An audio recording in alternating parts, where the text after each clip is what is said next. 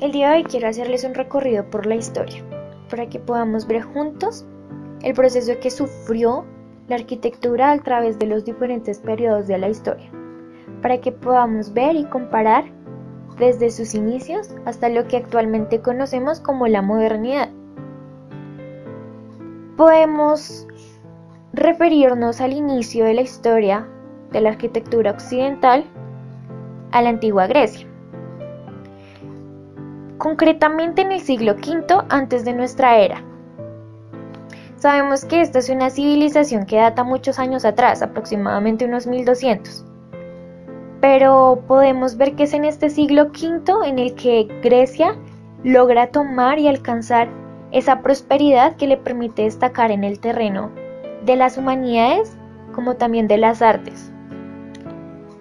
Siendo así que antes de este siglo, las edificaciones griegas eran construidas y constituidas mayormente por barro y por madera. Pero es a partir de este siglo V donde la técnica se profesionaliza y ahora los diseños arquitectónicos se empiezan a realizar con materiales mucho más sostenibles, mucho más confiables, como lo es la piedra. Es aquí donde aparecen los grandes templos, los edificios públicos soportados por columnas de piedras, las cuales siempre representaban formas geométricas como triángulos o semicírculos escalonados, esto en el caso de los teatros o de los auditorios. Pero más aún, a Grecia se le considera el lugar en el que nació la arquitectura occidental por el estilo arquitectónico que se hizo patente por primera vez. Este inició como una serie de directrices que en su tiempo se denominaron órdenes, que a su vez son una suerte de elementos combinatorios que conforman una estética muy particular, llegando así a establecer las tres maneras para que las construcciones pudiesen llegar a ser bonitas y más estéticas. Estas reciben el nombre de orden dórico, orden jónico y orden corinto. Por lo general, estas órdenes se pueden distinguir por los capiteles, es decir, la copa de las columnas, la parte superior en la cual se unen las vigas. En el caso del orden dórico, es mucho más sencillo.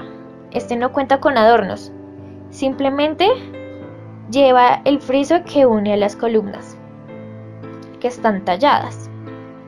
En el caso del orden jónico, los capiteles llevan volutas a los enrollados, es decir, que son como frisos escalonados. Y por último, el orden corinto es la representación de las hojas de acanto, es decir, su borde lucía techos con acrotera y una garra. Esta es tal vez quizá la parte donde el siglo 50 de la era común, el edificio más representativo de los griegos, pero no solo el único buen ejemplo que podría dar sobre esta arquitectura, es el templo de Hera, del siglo VI. Antes era común como el Electrón, que también data de esos tiempos, edificaciones que vale la pena comentar, que no fueron ideadas para estar descoloridas. Sabemos que a causa del tiempo, estos matices se van perdiendo.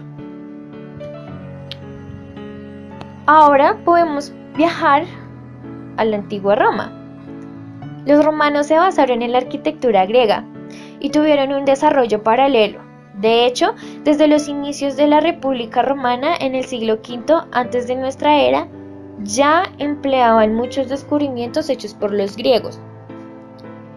Ellos siguieron empleándolos hasta el fin de la era del Imperio Bizantino, de la forma que si tomamos toda la historia de Roma como la unidad, hablamos de más o menos unos 2000 años de cultura. Sin embargo, para algunos la arquitectura romana y la griega resultaría un poco igual o parecida, lo cual no es extraño, si como repito, consideramos que los romanos perfeccionaron el estilo griego y lo llevaron a nuevos horizontes, incorporando elementos innovadores en su momento como el arco de medio punto, marcada la bóveda y sobre todo, de hecho, la cúpula. Este es un elemento muy característico de la arquitectura en Roma. Por ejemplo, si comparamos una edificación romana y una griega, vamos a ver que el Partenón griego con el Pantenón de Agripa, que es romano, podemos ver que el Pantenón tenía un techo a 2 agujas, en cambio el Pantenón romano tiene una cúpula enorme, y esto se hizo posible gracias al descubrimiento del hormigón. Esto es una mesita mineral parecida al cemento, pero que en este entonces tenía propiedades adherentes, y era lo suficientemente maleable y de secado rápido, al punto en que al secarse llegaba a tomar una solidez como la de una roca. Los griegos no contaban con esto, y por eso dependían mucho de la superposición de piedras, haciendo que sus estructuras resultaran ser un poco más cuadradas a la arquitectura romana. Tiempo después a la arquitectura románica, ya en inicios de la Edad Media, se le llamó arquitectura románica, porque esta, inspirada en la arquitectura romana, poseía algunos cambios e incluía algunos elementos del Medio Oriente. La arquitectura románica se desarrolló entre el siglo X y el siglo XII de nuestra era. Estuvo caracterizada por el empleo de contrafuegos o columnas exteriores, que eran demasiado gruesas para soportar un techo muy elevado, arcos en las portadas con arquivoltas muy prolijas. Esto es lo distintivo del periodo románico, y por supuesto, capiteles en las columnas muy decaradas. Fue una arquitectura esencialmente sacra destinada a las iglesias, que a su vez procuraban tener una estructura similar, emulando la cruz latina de varias naves o corredores centrales. Pero por el gusto de los antiguos y también quizá de los presentes, el románico acabó por ser un estilo muy sombrío, lo cual se entendía en un tiempo en el que la vida humana es asumida como un tránsito al más allá, sin mayor gloria ni alegría. Sin embargo, la visión de los arquitectos pronto cambió, y eso trajo consigo de los estilos más elevados de todos los tiempos: épico.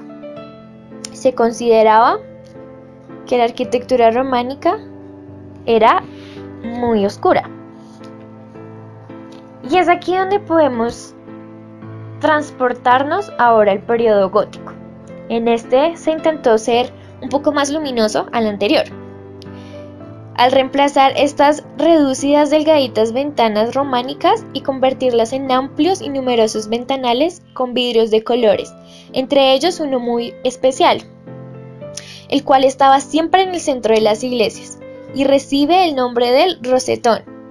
Y este rosetón es el inconfundible símbolo del estilo gótico, que por cierto no había mencionado. Este inició a finales del siglo XII y se extendió hasta los inicios del siglo XVI. Otro gran cambio que implementó la arquitectura gótica fue la reducción del grosor de los muros. A diferencia del románico, en el periodo gótico se trabajó más con la estructura externa a través de un complejo trabajo de contrafuentes y arcos arbotantes que eran capaces de sostener estructuras mucho más altas, lo que nos trae otro rasgo muy característico de esta época, y es la verticalidad.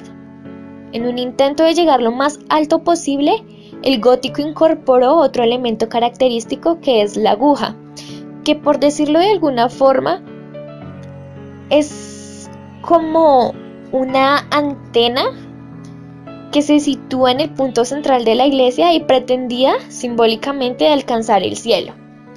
Esto es importante decirlo porque el periodo gótico, al igual que el románico, eran estilos que estaban más orientados hacia la religiosidad. También se dice que este estilo gótico se caracterizaba por la bóveda de crucerías y las gárgolas. Sin embargo, estos elementos no son propios de aquel periodo. Vale la pena recordar que ya los griegos se incorporaban, ya en la época de los griegos se incorporaban las gárgolas en sus tiempos. Y por otro lado, la bóveda de crucería era una importación de la arquitectura árabe. De hecho, esta estaba presente en varias de las mezquitas de la época. Luego de este estilo gótico viene el barroco, que es el primer estilo arquitectónico occidental que llegó a América. Sí, ciertamente, si vives aquí en América Latina, vas a encontrar una ciudad con alguna construcción que se dice de estilo gótico, estilo griego, por ejemplo, pero lo cierto es que aquellas son representaciones posteriores. Por ejemplo, el estilo gótico en el siglo XIX tuvo un renacer que se conoce como neogótico. Eso lo vemos, por ejemplo, en la Basílica del Voto Nacional de Quito o también la Catedral de Luján en Argentina. Son perfectos ejemplos de un gótico que está exportado hacia otras épocas, en final demostrar ese nuevo estilo arquitectónico occidental. Aquí en América, el barroco no solo se refirió a las iglesias, sino también fue aplicado al diseño de las ciudades. Ciudades a partir del barroco que contienen un diseño más ordenado y mejor distribuido que los planos de las antiguas ciudades medievales, donde se trataba de concentrar toda una edificación hacia un núcleo, a través de vías sumamente estrechas e intricadas. El barroco fue un periodo de esplendor y, como ya advertí, también fue empleado en edificios públicos, palacios, residencias, particulares, monumentos y parques. En este nuevo arrojo se caracterizó por el sobrecargo o por la exageración, lo que sabemos porque en nuestro idioma empleamos coloquialmente la palabra barroco para designar algo que está demasiado ornamentado, hasta llegar muchas veces al límite del maestropósito. Hubo muchas vertientes del barroco, como el barroco flamenco o el barroco alemán, el rococó y el barroco americano. Pero todos estos subestilos tuvieron en común el romper con la rigidez y la verticalidad del gótico. De hecho, el término barroco viene del portugués barro, que significa perla de forma diferente o irregular. En esta época, muchos artistas y muchos arquitectos se reunieron en pos de un mismo sentir, darle curva y movimiento a lo que es estático. Crear un estilo con una visión que no parezca de este evento, y en cierta forma la consiguieron. Es más, algunos estilos del barroco son tan irregulares que no aparecen siquiera una construcción humana. Es el barroco un estilo un poco complicado de apreciar, pero es innegable que hay algo de belleza en esto, aunque sea de forma muy poco usual. Sin embargo, para el siglo XVIII la gente estaba harta de muchas cosas que en este periodo eran revoluciones industriales, revoluciones sociales. La ciencia ya había ascendido a ser el saber universal, y se empezaba a ver con muy malos ojos la ostentosidad, sobre todo en las antiguas instituciones públicas y las religiosas. La simplificación volvía a ser la clave, es decir, al regresar a lo clásico y lo sencillo. Así pues, aparece el estilo neoclásico, como una reinterpretación de la arquitectura griega y romana. Vuelven las columnas, los capiteles, los triángulos, las escaleras, pero esta vez con ventanas muy grandes, por supuesto sin colores, porque es la percepción. Pero tenía sobre las ruinas romanas en ese tiempo. Él me trataba de volar lo más posible la arquitectura antigua, incluso las iglesias, como por ejemplo, si tú comparas un retablo barroco con un neoclásico, vas a ver que este último se asemeja de lo deseado a un retablo romano. El estilo neoclásico trajo consigo otras reinterpretaciones posteriores como las que ya mencioné, gótico y luego neobarroco. Todo esto entre el siglo XVIII y principios del siglo XX.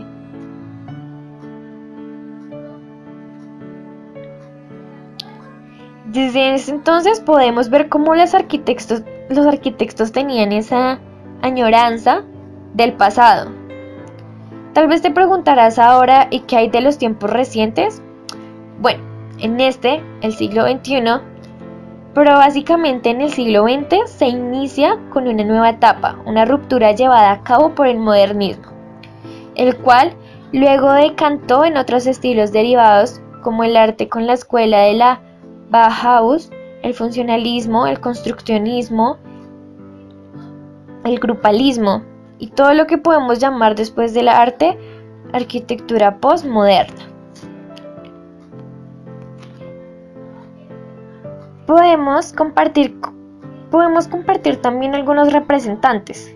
William Morris, que pertenece o nació al Reino Unido en 1834 y 1896.